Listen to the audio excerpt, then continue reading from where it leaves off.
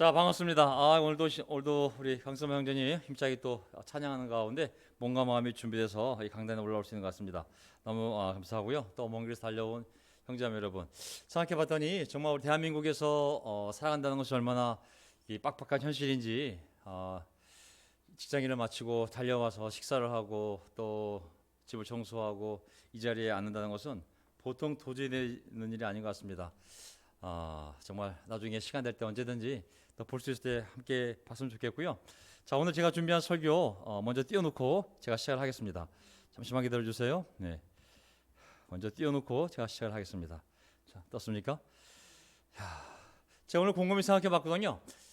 이 시간에도 정말 우리 어머니 아버님들 댁에서 또 계시겠지만 우리 또 결혼부 싱글 형제들 자매들, 정말 열심히들 사는구나. 우리 형제들도 마찬가지고 결혼부 자매들도 정말 다들 열심히 또 아이들뿐만 아니라 또 같은 일도 하시면서 가는 거 보면 정말 대단한 생각이 들었습니다.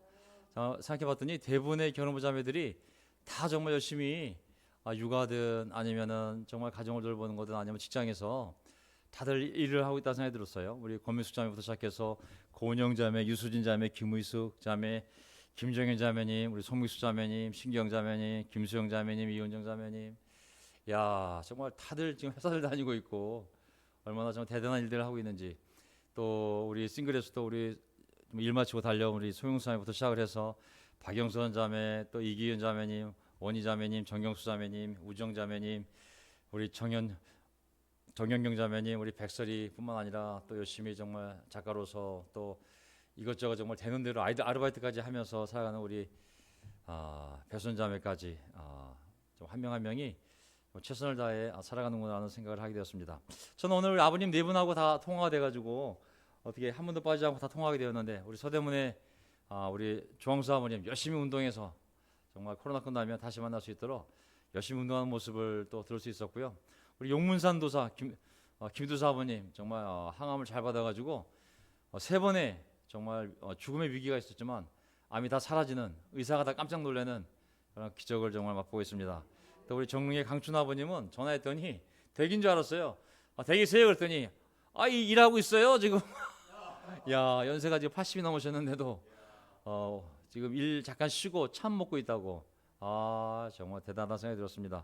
우리 쌍문동의 우리 김송차 아버님도 또 목소리 잃지 않으시고 전화했더니 바로 알아보시더라고요. 다들 열심히 믿음의 싸움을 또 하고 있구나라는 생각을 하니 정말 제가 빨리 8월 말이면 아내와 같이 제가 백신을 다 맞습니다. 2번 남았기 때문에 8월 말 백신을 다 맞게 되면 제가 이제 이 확진으로부터의 두려움이 잠깐 자로지기 때문에 정말 제가 최선을 다해서 우리 돌아다니면서 같이 부모님 얼굴도 뵙고 또 소식도 전하고 또 새로운 상황이 벌어질 거라 생각합니다.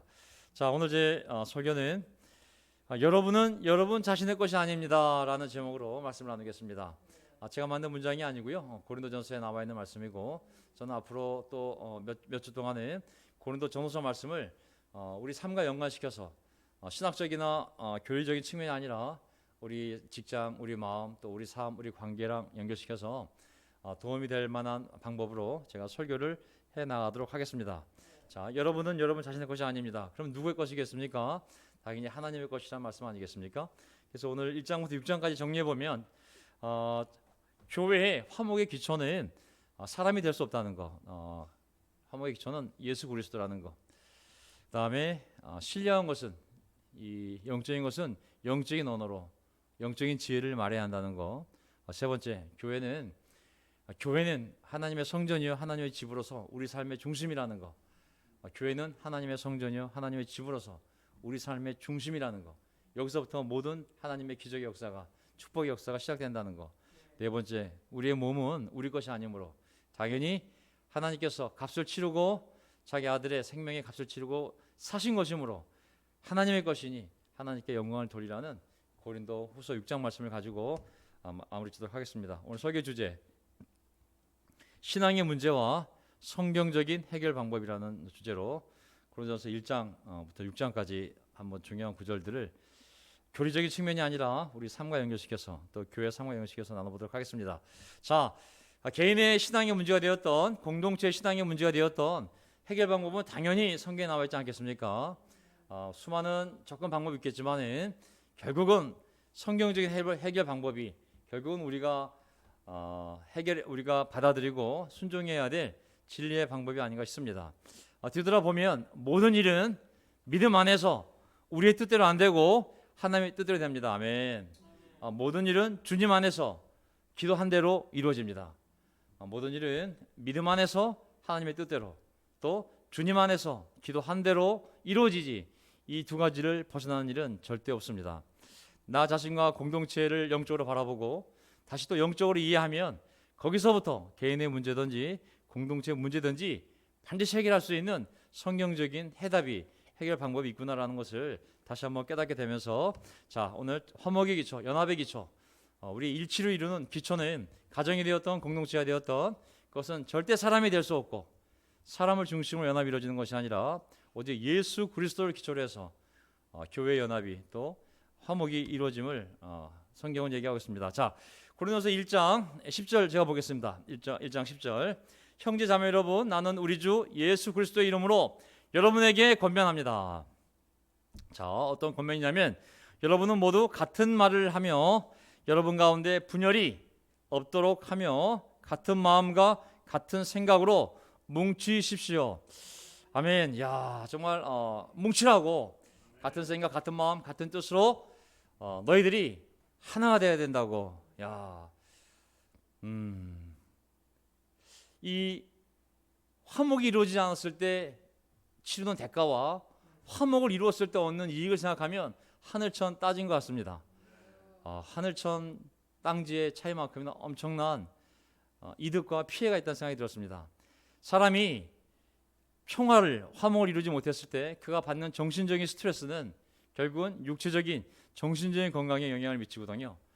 최근에 제가 아주 우연히 본 다큐멘터리 중에서 8년 동안 쉬지 않고 딱꼭질을 한 중년 남성의 이야기를 보게 되었습니다.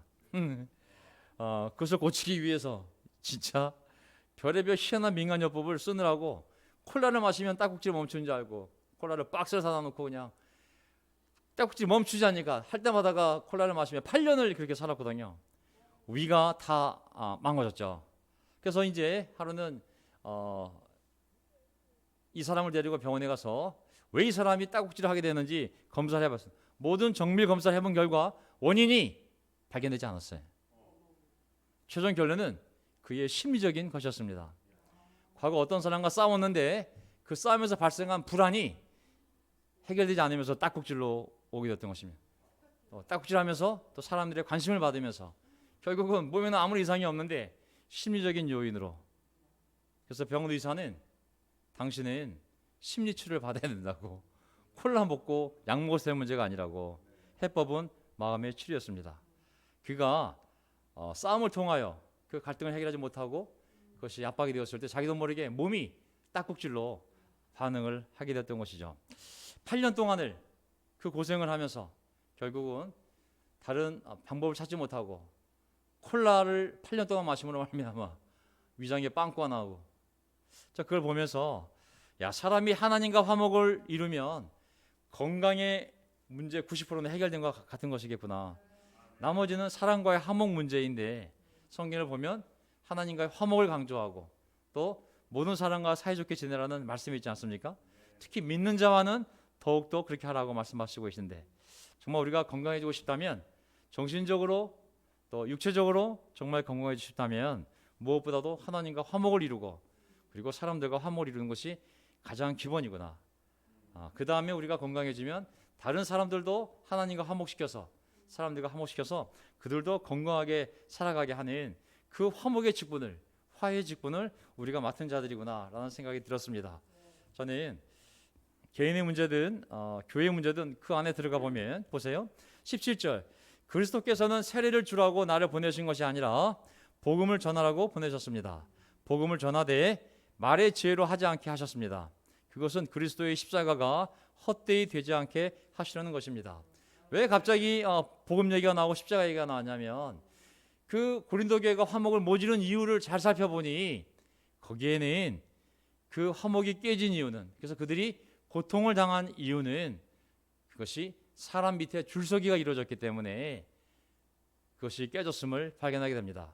누구한테 세례를 받았는지, 또 누구한테 인간적인 신세를 졌는지, 누구와 인간적인 관계를 맺게 되었는지, 어느 그룹의 설교를 들으면서 감동을 많이 받았는지, 이런 것들이 결국은 그들이 그룹을 만들게 되었고, 그러면서 교회의 화목이 깨지게 되었던 것이죠. 연합의 근거는 복음이 세례가 아니라고. 더 들어가면 그 복음은 예수 그리스도의 십자가라고. 그것만이 우리를 하나로 만들고 그것 기초 위에 우리가 서 있을 때 화목이 만들어지는 것임을 배우게 됩니다. 인도자들이나 세례를 준 사람들이나 설교자가 아니라 우리가 인간적으로 교회에서 하나님을 찾을 때 신세를 졌던 그 사람들의 정 때문이 아니라 오직 예수님과 십자가가 우리 화목의 근본이라고. 십자가로 돌아가고 복음으로 돌아가라고. 나 사도 바울이라고. 나 복음을 전하라고 온 사람이지 세례 주라고 온 사람 아니라고. 나에게 세례 받다고 얘기하지 말라고. 나 한 가정밖에 준 사람이 없다고. 너희들은 복음으로 예수님 십자가로 돌아가 그 말씀으로 그 능력으로 다시 화목을 이루라 라고 말씀하시는 것 같습니다. 앞으로 우리도 가야 할 길이 좀 있는데요. 어쨌든 가정이 되었던 또 저희 교회가 되었던 대한민국에 많은 그리스도 교회들이 있는데 다시 이 말씀을 붙잡고 다시 하나가 될 날을 향하여 우리가 분명히 이 확신을 갖고 나아갈 때 하나님께서 놀랍게 화목을 이루시고 일치로 이루시고 하나님의 영광을 또 우리에게는 많은 축복을 주시리라 믿습니다. 아멘. 그러면서 이제 십자가의 말씀의 18절, 십자가의 말씀이 멸망할 자들에게는 어리석은 것이지만 구원을 받는 사람인 우리에게는 하나님의 능력입니다. 십자가의 말씀이 멸망할 사람들에게는 어리석은 것이지만 구원받는 사람인 우리에게는 하나님의 능력입니다. 우리는 십자가에 달리신 그리스도를 전합니다. 우리는 십자가만 전하는 것이 아니라 십자가에 달리신 그리스도를 전합니다. 24절, 부르심을 받은 사람에게는 누가 되었든지 간에 이 그리스도는 하나님의 능력이요 하나님의 지혜입니다. 하나님의 능력, 하나님의 지혜, 사람의 능력이 아니라 사람의 지혜가 아니라 그런 것으로 절대 인간이 화목을 이룰 수 없다고, 너희가 하나 될 수 없다고. 오직 하나님의 능력, 하나님의 지혜인 예수 그리스도를 전하는 복음, 십자가에 달리신 예수를 통해서만 우리가 그 지혜 안에서, 참된 지혜 안에서 하나가 될 수 있다는 말씀이겠죠. 그래서 저는 교회 안에서 또 가정 안에서 부부가 같은 말, 같은 마음, 같은 생각을 할 수 있는 근거는 무엇인가?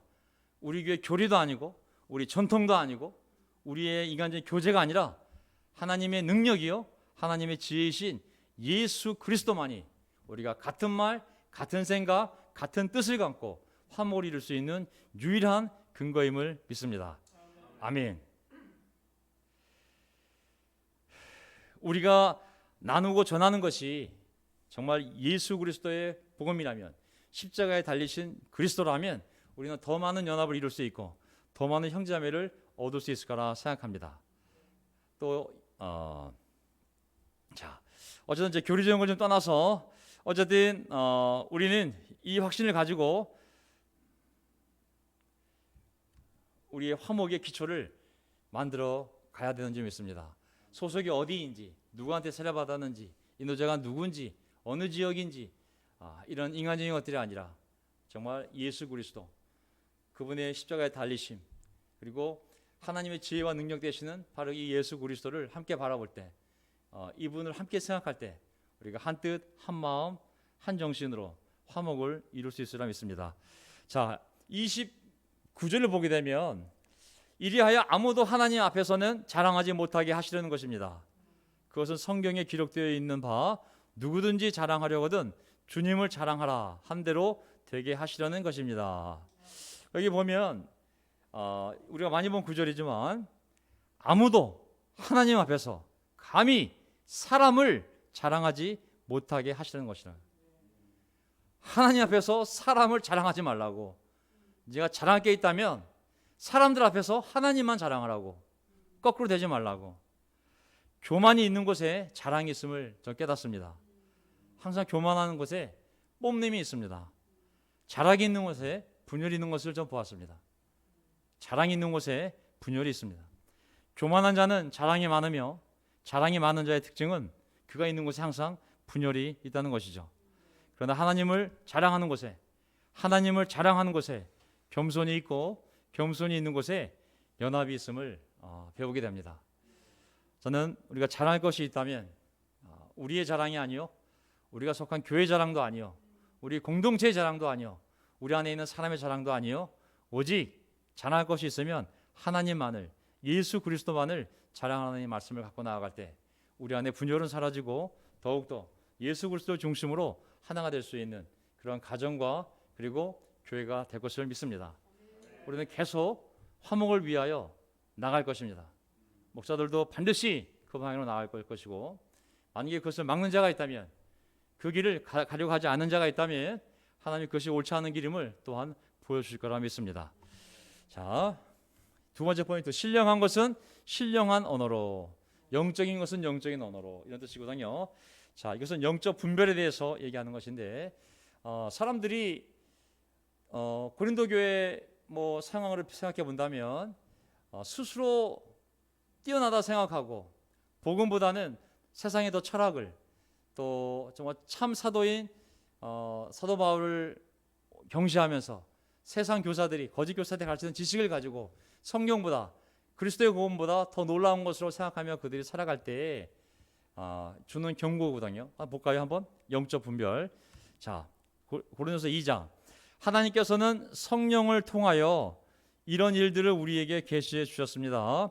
우리는 세상의 영을 받은 것이 아니라, 세상의 영을 받은 것이 아니라 하나님에게서 오신 영을 받았습니다.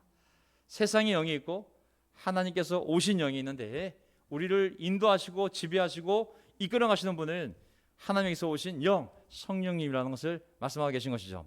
그것은 하나님께서 우리에게 은혜로 주신 선물들을 우리로 하여금 깨달아 알게 하시려는 것입니다.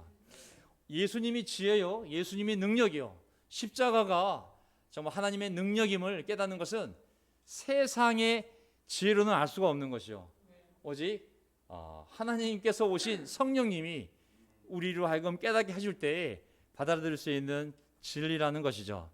그리고 그분을 통하여 우리가 얼마나 많은 것을 선물로 받았고 누릴 것인지도, 그것도 성령님이 우리에게 오셔야 그나마 깨닫는 것이지, 그렇지 않다면 하나님이 아무리 많은 걸 주었어도, 줄 약속을 주어도 사람들은 깨닫지 못하기 때문에 교회가 분열되는 거라. 영적이 되지 않으면 영적이 되지 않을수록 교회는 더 분열할 확률이 많은 것이죠. 자, 하나님이 하시는 영적인 것들은 세상적 관점에서는 측량이 되지도 않을 뿐만 아니라 보이지도 않는 것이죠. 하나님의 영이 있는 사람만이 하나님의 영의 도움을 받아서 우리가 받은 축복이 무엇인지를 깨닫게 되고, 그리고 하나님의 영을 받은 사람만이 세상적인 축복이 아무것도 아니요, 오히려 영적인 축복이 참된 축복임을 깨닫게 되는 것이죠. 교회가 영적이지 않으면 결국은 하나님의 준 선물도 보지 못하고, 그리고 우리 신앙의 근본이신 십자가에 달리신 예수님과 그분의 지혜와 그분의 능력을 보지 못하고 사람을 쫓아가다가, 사람의 방법, 사람의 지혜를 쫓아가다가 결국은 분열로 가는 것이 되겠죠. 저는 그래서 여기 다음 구절을 보게 되면, 우리가 이 선물들을 말하되 사람의 지혜에서 배운 말로 하지 아니하고, 사람의 지혜와 하나님의 지혜가 대조가 되는 거거든요.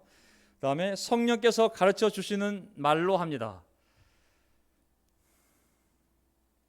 다시 말하면 신령한 것을 가지고 신령한 것을 설명하는 것입니다. 그러나 자연에 속한 사람은 하나님의 영에 속한 일들을 받아들이지 아니합니다. 그런 사람에게는 이런 일들이 어리석은 일이며 이런 일들을 이해할 수 없습니다. 이런 일들은 영적으로만 분별되기 때문입니다. 자, 우리는 교회 안에서 점점 세상적인 언어가 넘쳐나면 안 되고 영적인 언어가 넘쳐나야 됩니다. 아멘. 왜냐하면 교회는 성령께서 역사하시는 곳인데 성령께서 역사하는 것을 보고 들으려면 우리가 그것을 표현하려면 영적인 언어로 보고 영적인 언어로 우리가 표현하고 영적인 언어로 전달을 해야 되는 거거든요. 우리의 교제도 세상적인 교제가 아니라 영적인 복음의 교제요, 영적인 우정을 만드는 소금의 교제로 만들어가야 됩니다. 세상의 지혜가 아니라 하나님의 지혜, 육체의 훈련만이 아니라 경건의 훈련, 우리가 영적 분별력을 가지고 하나님 주신 것들을 올바로 해석하며 또 하나님이 하시는 일들을 영적으로 해석하며 또 영적인 것을 영적인 언어로 전해야 되는 것이거든요. 저는 우리가 옛날에 처음에 했지만은 예배가 끝난 다음에 아니면 그 배운 것을 함께 영적인 언어로 나누는 거 있잖아요. 그것이 참 좋았다는 생각이 듭니다. 왜냐하면 자연적인 현상들 아니면 인간 사회에서 벌어지는 것들은 정치평론가, 경제학자들, 교육학자들, 사회학자들, 정신분석학자들이 그들이 세상 지혜를 가지고 세상적 일어나는 일을 보고 해석해 주거든요. 뉴스를 보면 그렇게 다 해석을 해줍니다. 인간 전문가들이 그들의 관점에서 세상적 관점에서 그것이 뭘 의미하는지를 해석을 하거든요. 하지만 우리는 이 세상을 말씀을 통해 진리의 눈을 통해 바라봐야 되거든요. 그것이 설교요. 또 우리가 말씀을 통해 큐티를 나눌 때 우리가 그 상황을 영적으로 바라보고 영적인 언어로 해석하고 영적인 언어로 서로 나누는 과정 아니겠습니까? 저는 우리가 영적인 것을 이해하게 되고 성령의 역사에서 영적인 언어로 우리의 마음이 가득 차게 되면 결국은 세상 사람들이 복이라고 여기는 것들이 하찮은 것으로 보여질 거라 믿습니다. 영적인 언어를 들을 때, 또 영적인 해석을 들을 때 믿는 자들은 그 말을 통하여 위로를 받고 또한 그것에 대하여 더 확신하며 앞으로 나아갈 수 있는 용기를 내지 않겠습니까? 하나님의 영에 속한 사람들, 하나님의 영에 속한 사람들이 하나님의 영에 속한 일들을 볼 수 있게 되고 그리고 깨닫게 되고 그걸 받아들이고 그걸 기뻐하고 그것을 나누는 것 같습니다. 세상 사람들은 세상에 속한 일들을 받아들이고 그것을 기뻐하고 그것을 나누지 않습니까? 그래서 아침에 형제들이 큐티를 나누고 내용들 보게 되면 정말 자기 삶 속에서 어떤 일이 일어나든지 간에 하나님의 말씀으로 하나님의 언어로 영적인 언어로 영적으로 성령에 속한 그런 일들을 꿈꾸며 생각하며 나눌 때 제 안에 있는 영이 그것을 영적으로 받아들이고 또 그로부터 깨달음을 얻고 기뻐하고 힘을 얻는 것 같습니다. 우리가 영적 분별력을 가지고 우리가 하나님께 속한 지혜를 가지고 우리가 점점 교제에 나아갈 때 저는 교회가 더 화목의 길로 갈 줄 믿습니다. 아멘. 세상에 속한 영을 가지고 하나님에게 속에서 오신 영을 가진 사람과 일치를 이룬다? 저는 불가능하다고 생각합니다. 그것은 세상 동호회나 그것은 인간적인 동창회나 아니면 그런 모임에서 가능할지 모르겠지만 하나님의 집인 성전 안에서 화목을 이룬다면 우리는 하나님에게서 오신 영을 가지고 하나님이 하신 일을 영적인 분별력을 가지고 영적인 언어로 해석하고 영적인 언어로 나누고 그리고 영적인 확신을 가질 때 우리가 더 하나님 원하는 이 일치를 연합을 만들어가는 줄 믿습니다. 아멘. 네. 자, 고린도전서 3장 3절 여러분은 아직도 육에 속한 사람들입니다. 여러분 가운데에서 시기와 다툼이 있으니 여러분은 육에 속한 사람이고 인간의 방식대로 살고 있는 것이 아닙니까? 저는 교회가 일단 분열이 되면 죄송하지만 그 안에 아무리 똑똑한 사람이 많아도 다 이 말씀에 해당이 되는 것이죠. 그것은 뭐냐면 육에 속한 사람들이라고. 이게 별거 아닌 것 같지만 아무리 똑똑한 사람이 많고 아무리 뭐 성장했어요 뭐 했어요 얘기해도 일단 분열이 되면 그냥 그 공동체가 육에 속한 사람들로 전락하는 것이죠. 왜? 아직도 시기와 싸움이라는 육에 속한 사람들이 보이는 형태가 그대로 나타나기 때문에 그것은 인간적인 삶의 방식이요 육에 속한 사람들이 살아가는 방식인데 교회 안에서 그런 일이 벌어지고 있다면 자랑하지 말라고, 잘난 체하지 말고, 성장 얘기하지 말고, 세례 얘기하지 말고 그냥 너희는 육에 속한 사람이라고, 영에 속한 사람이라면 그렇게 살지 않는다고. 그것이 우리에게 대한 도전인 것이죠. 저도 교회가 여러 가지 영광스러운 시간도 지나고 어려운 시간도 지나고 참 많은 시간을 지났지만 일단 우리가 화목을 이루지 못하면 그냥 이 구절이 딱 해당되는 겁니다. 너희는 그냥 육에 속한 사람이라고. 아직도 육에 속한 사람들이 사는 방식으로 사는 것뿐이라고. 해야 할 일은 놀라운 성장이 아니라 회개라고. 회개. 그게 제가 배운 내용입니다. 자, 9절. 우리는 하나님의 동역자요 여러분은 하나님의 밭이며 결국 자라게 하시는 분은 하나님이십니다. 결국은 연합의 화목의 근거가 사람이 될 수 없잖아요. 이게 아볼로파다 바울파다 누가 복음을 심었네, 누가 전했네, 누가 교회를 세웠네, 누가 미셔너리로 왔네, 누가 갔네, 세웠네, 희생했네, 도와줬네, 세례줬네, 다 인간의 얘기잖아요 사실은. 그러다 보니까 이게 심는 사람과 물 준 사람 얘기는 있는데 정작 자라게 하신 하나님을 보지 못하니까 나는 물 준 사람 따라간다 바울파, 아니야 나는 심는 사람 따라간다 베드로파 이게 사람을 따라 나눠지다 보니 이제 바울이 하나 될 수 있는 근거를 건물과 밭에 비유해서 얘기하는 거거든요. 야, 그런 인도자들은 그가 사도가 되었던 아니면 교사인 아볼로가 되었던 다 동역자들이라고. 그들은 경쟁자가 아니라 그냥 동역자일 뿐이라고. 하나님 일을 함께하는 사람들. 여러분들이 밭인데 그 밭에 동역자들이 뭘 뿌리면 그들은 그들의 보상을 받을 거라고. 하지만 정말 중요한 자라나게 하시는 분이 하나님 아니냐고. 하나님이 가장 중요하다고. 왜 사람을 따라가냐고. 뿌린 자 아무것도 아니라고. 그렇게 나옵니다. 심은 자 아무것도 아니라고. 정말 중요한 분 하나님이라고. 화목의 근거는 사람이 될 수 없다고. 아멘. 믿으시죠? 예. 사람 따라가는 거 분열의 첫걸음입니다. 우리는 하나님만 따라갑시다. 아멘. 저도 그런 각오로 따라가고 여러분도 그런 각오로 따라가면 언젠가 모든 교회들이 다시 일치를 이루어서 정말 다음 세대에게 멋진 교회를 남겨줄 수 있는 좋은 날이 반드시 오리라 믿습니다. 아멘. 세 번째, 교회는 하나님의 성전, 하나님의 집이다. 자, 우리가 이 구절 많이 알지만 어쨌든지 간에 구약 시대의 삶의 중심은 하나님의 법궤가 있는 하나님의 임재의 장소인 성전이 그들의 삶의 중심이었잖아요.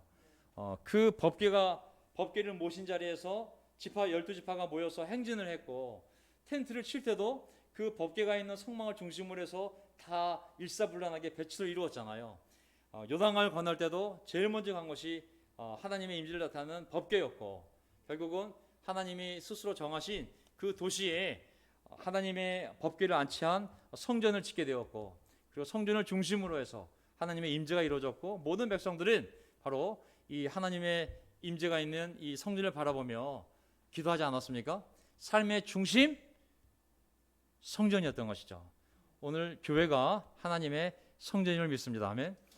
교회라는 공동체 이거 결코 가볍게 보면 안 됩니다. 이 교회라는 공동체는 하나님의 성전이다. 교회 건물을 강조할 때 우리가 그 교회론이 문제가 되지 교회가 얼마나 중요한지 아무리 얘기해도 그것은 과함이 아니거든요. 우리는 교회를 굉장히 중요하게 생각해야 됩니다. 내 개인적인 큐티, 나의 개인적인 기도, 아멘, 당연히 해야죠. 하지만 하나님은 교회 안에 한 지체로 우리를 바라보지 하나님은 교회를 통해 역사하시는 분이거든요. 우리 삶의 중심이 교회가 되어야 됩니다. 아멘. 내가 교회예요. 물론 교회의 한 벽돌이죠. 한 벽돌. 하지만 벽돌들이 연결되어져서 거룩한 성전이 되어간다고 하지 않았습니까? 이 교회의 이 삶을 교회 예배, 교회 모임, 교회 헌신, 교회 봉사 이거 절대 가볍게 보면 안 됩니다. 왜냐하면 바로 이 교회에서부터 하나님의 역사가 시작되고 교회에서 하나님의 축복이 이루어지는 거거든요. 그래서 저는 이 교회에 세례 받은 자는 당연히 교회에 들어오지 않습니까? 세례 받자마자 교회에 편입되는 거예요. 교회 멤버로 지체로. 얼마나 중요합니까? 교회가 약해지면 우리 각 개인도 약해지는 것이고 교회가 강해지면 그 파도를 타면서 각 개인도 강해지는 것이거든요. 우리 교회가 다시 우리 삶의 중심이 되어야 됩니다. 자, 16절 보게 되면 여러분은 하나님의 성전이며 하나님의 성령이 여러분 안에 계신다는 것을 알지 못합니까? 누구든지 하나님의 성전 파괴하면 하나님께서도 그 사람을 멸하실 것입니다. 하나님의 성전은 거룩합니다. 여러분은 하나님의 성전입니다. 여러분이 교회잖아요. 교회 보고 너희야말로 하나님의 성전이라고 유대인들이 들었을 때 깜짝 놀랐을 거예요 아마. 야, 우리가 성전이래. 얼마나 강력한 표현입니까? 너희가 성전이라고, 하나님의 집이라고. 그 집을 분열시켜서 너희들이 사람을 따라가면서 결국은 세상 지혜로, 세상 가르침으로 이 하나님의 집을 분열시키면 하나님이 너희를 멸망시킬 거라고. 이게 무서운 표현 아니겠습니까? 하나님께서도 그 사람을 분명히 멤버십일 텐데, 교회 안에 있는 사람일 텐데 멸망시켜 버릴 거라고. 굉장히 무서운 경고거든요. 그래서 왜냐하면 하나님의 집인 교회가 얼마나 중요한지를 아시기 때문에 그 안에서 하나님의 교회를 무너뜨리는 행위에 대해서 하나님이 절대 좌시하지 않겠다는 경고인 거거든요. 저는 하나님의 집을 한번 개인적으로 받아들인다면, 공동체적으로도 받아들이고 개인적으로 받아들이는데, 먼저 개인적으로 받아들인다면 저는 너무 감사한 게, 제가 옛날 귀신의 집이었거든요. 제 삶이, 이 몸뚱아리와 제 삶이 귀신의 집이었는데 저는 하나님의 은혜로 하나님의 정말 집이 되었습니다. 아멘. 저는 이 몸뚱아리와 집이 절망의 집이었는데 정말 희망의 집이 되었고, 정말 제 마음과 삶을 보면 분열과 미움의 집이었는데 화합과 사랑의 집으로 바뀐 걸 생각하면 저는 하나님께 너무나 감사드립니다. 어쨌든 저는 하나님께서 이 교회와 이 몸이라는 놀라운 성전을 허락해 주셨는데, 저는 영육간에 이 집을, 이 공동체를 정말 잘 세워 나가고 싶습니다. 공동체는 우리가 함께, 하지만 저 개인의 이 성전은 저의 책임이거든요. 내 책임입니다. 아멘. 물론 어떤 사람은 교회 책임을 얘기할 수 있겠죠. 하지만 내 몸은 내 책임입니다. 이 성전은, 이 벽돌은 내 책임이에요. 하나님 책임도 아니고 다른 사람의 책임도 아니고 전적으로 내 책임입니다. 저도 한때 정말 어떤 프로에서 몸무게가 215kg까지 나간 한 대학생 얘기를 본 적이 있습니다. 이 대학생이 10개월 만에, 아시겠지만 한번 들어보셨을 거예요. 10개월 만에 115kg를 빼서 95kg의 몸으로 텔레비에 나온 적이 있었거든요. 어렸을 때부터 운동을 잘했고 태권도 선수였기 때문에 너무나 큰 체격에 유망주였는데, 그만 운동하다가 너무 무거운 역기를 들다가 역기를 놓쳐가지고 어깨 위로 떨어지는 바람에 부상을 입고 3개월을 움직이지도 못하고 누워있는 것이 계기가 돼서 3개월 동안 내내 먹다 보니까 몸의 밸런스가 무너진 거죠. 이 학생이 잘못한 건 하나도 없어요. 운동을 너무 열심히 하려다가 보니까 이 사고가 발생했고, 움직이지 못하니 먹을 수밖에 없었고 거의 다 살로 가가지고 어느 순간 한번 포기하니까 그 몸무게가 150, 160, 170, 180, 또 다이어트 했는데 또 요요가 와가지고 결국은 215kg까지. 그래서 이 청년이 어느 날 병원에 갔는데 의사가 하는 말, 당신 몸무게가 200kg가 넘었는데 앞으로 당뇨와 고혈압으로 최대한 3년 동안밖에 살지 못합니다. 근데 그것도 운이 좋은 케이스고 신부전증이 쇼크로 오면 오늘 밤이라도 죽을 수 있습니다. 그리고 설사 3년을 산다 할지라도 합병증으로 고통을 당하며 살 것입니다.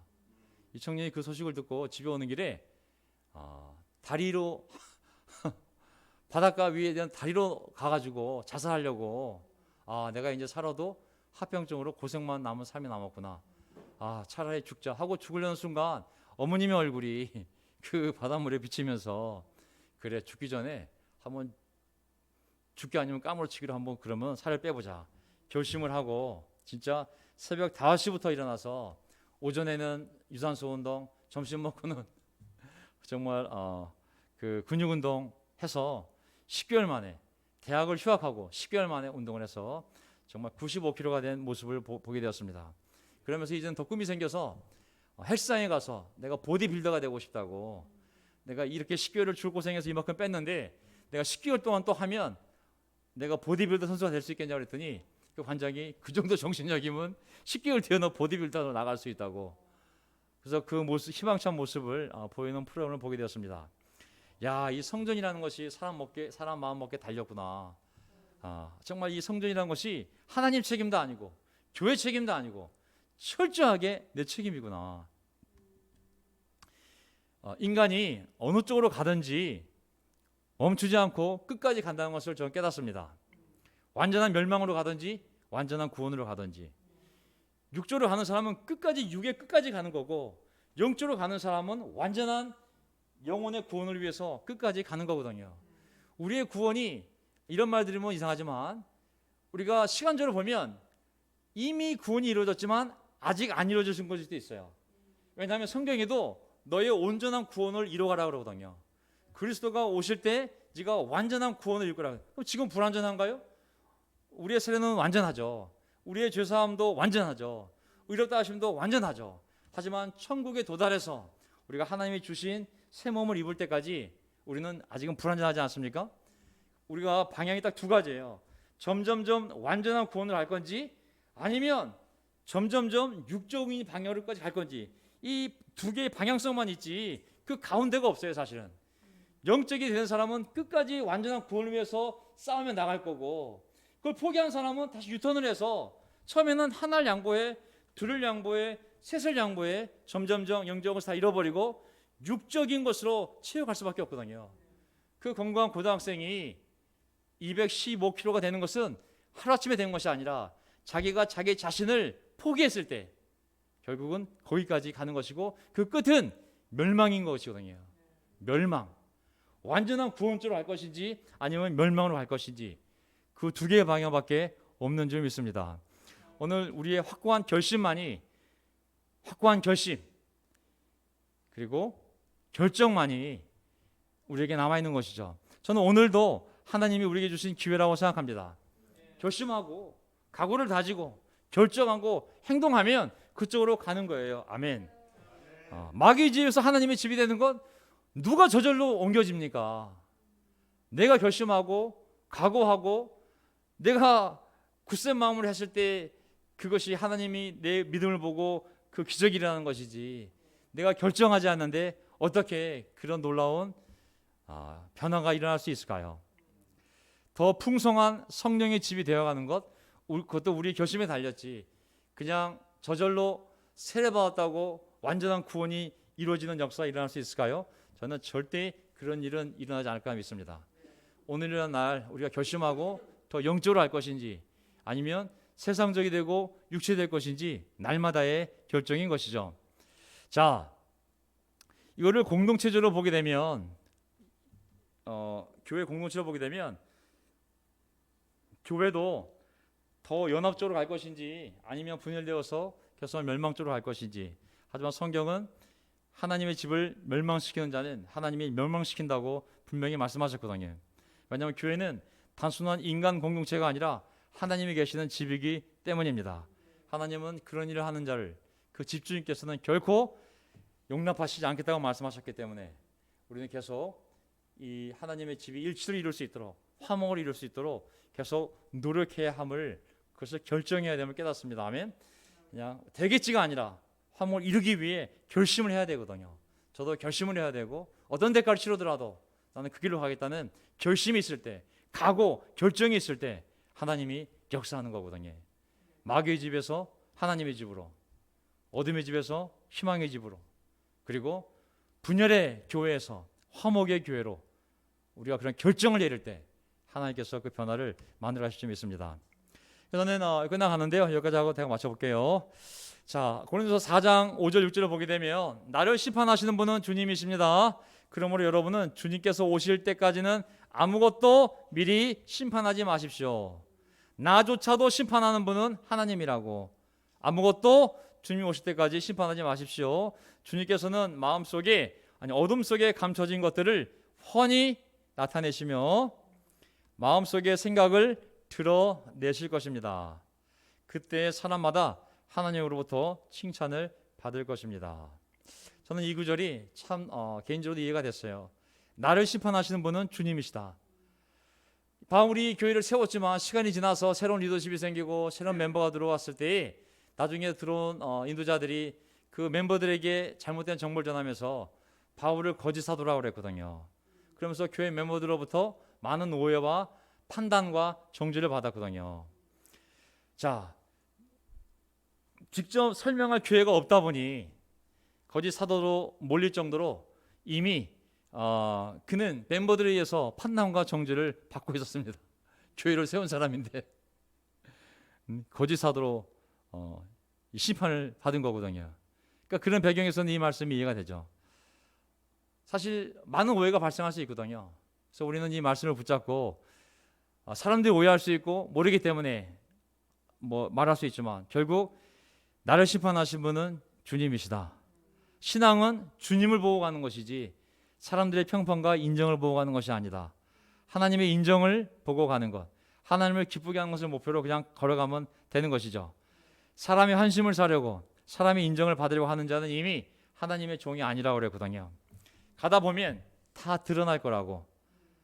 내가 일일이 다 설명할 수는 없지만 다 드러날 거라고. 어둠 속에 감추인 것들을 환히 나타내시며 마음속의 생각을 드러내실 거라고. 때가 되면 칭찬받을 사람은 칭찬받을 거고 멸망당할 사람은 하나님이 멸망시킬 거라고. 나를 심판할 수 있는 분은 오직 하나님이라고.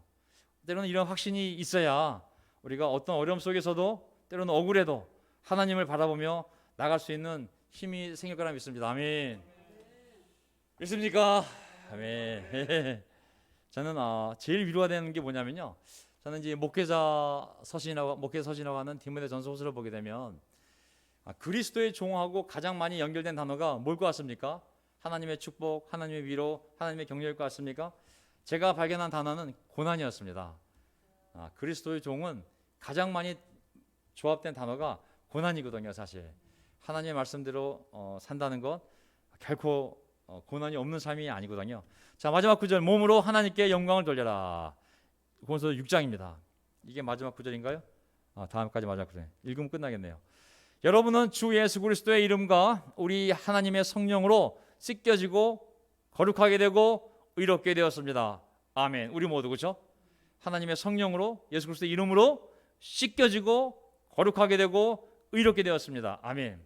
15절, 여러분의 몸이 그리스도의 지체라는 것을 알지 못합니까?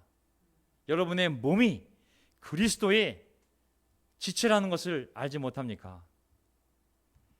19절, 여러분의 몸은 여러분 안에 계신 성령의 성전이라는 것을 알지 못합니까?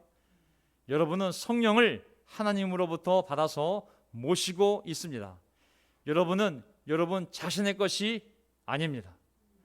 여러분은 여러분 자신의 것이 아닙니다. 여러분은 하나님께서 값을 치르고 사들인 사람입니다. 하나님께서 값을 치르고 사들인 사람입니다. 그러므로 여러분의 몸으로 여러분의 주인이신 영혼과 육신의 주인이신 하나님을 영화롭게 하십시오. 아멘. 전 다시 이 구절을 보면서 내 몸과 내 삶을 하나님의 것으로 다시 바라보고 정말 청지기로서 아침부터 저녁까지 시간 관리라든지 내 몸이라든지 만남이라든지 이런 것들을 하나님께 영광을 돌릴 수 있는 방향으로 정말 잘 살아야겠구나. 내가 내 것이 아니구나. 오늘 밤이라도 하나님이 그 주인이 부르면 가야 될 사람이고 내가 가진 것이 다 내 것이 아니라 하나님이 데려가면 내가 가진 것이 아무 의미가 없구나. 내가 살아있는 이유 이 몸으로 하나님께 영광을 돌리라고 나는 이미 하나님의 것이 된 사람이구나 라고 생각하면서 우리가 겸손하게 하나님께서 우리에게 무엇을 원하시는지를 생각하며 영적인 꿈을 꾸고 영적인 삶을 사는 그런 계기가 되기를 간절히 바랍니다. 아멘. 자, 기도하고 마치겠습니다.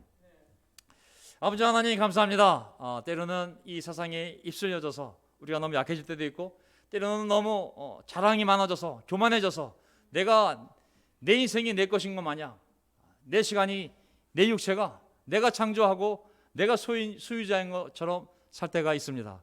하나님 겸손하게 제가 제 자리로 돌아가게 도와주시고 오늘 밤 내가 너의 영혼을 부르면 네가 쌓아놓은 것이 누구 것이 되겠냐는 주님의 말씀처럼 제 것이 아무것도 없음을 깨닫고 모든 것이 주님의 것이요 모든 것이 주님의 손 안에 있으며 결국 모든 것이 주님의 뜻대로 될 것을 믿으며 제가 해야 할 일을 하루하루 최선을 다해 살아가기를 간절히 기도드립니다.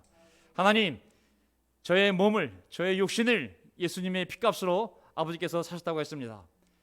저는 이미 죽었으며 십자가로 인하여 예수님을 통하여 세상이 저에 대하여 죽었고 저도 세상에 대하여 죽은 자임을 기억하게 도와주셔서 오직 남은 시간 살아있는 이유가 있다면 자식을 키우는 것이 목적도 아니요, 더 안락한 삶을 사는 것이 목적이 아니요, 오직 하나님 주신 이 몸으로 하나님께 영광을 돌리기 위하여 주님께서 제 육신에 호흡을 붙여넣었음을 기억하며, 주님, 저의 소유만큼 교만해진 이 마음이 아무것도 아님을 깨달아서 낮아지고 겸손해져서 두렵고 떨리는 마음으로 하나님이 주신 이 구원을 잘 이루어갈 수 있는 저희들이 되기를 간절히 기도드립니다. 이 교회 공동체 하나님의 집이라 했습니다. 하나님, 이 교회가 하나님의 성전이라 말씀하였습니다. 이 교회를 소중하게 여기게 도와주시고 하나님의 집이요, 하나님의 주인인 이 집을 위하여 제가 할 수 있는 최선을 다하게 도와주시고, 교회에서 이루어지는 모든 일에 대하여 제가 헌신할 수 있게 도와주시고, 그리고 두렵고 떨리는 마음으로 제 살아가는 시간을 살펴보게 하시고 제 자신을 잘 성찰할 수 있도록 도와주시옵소서.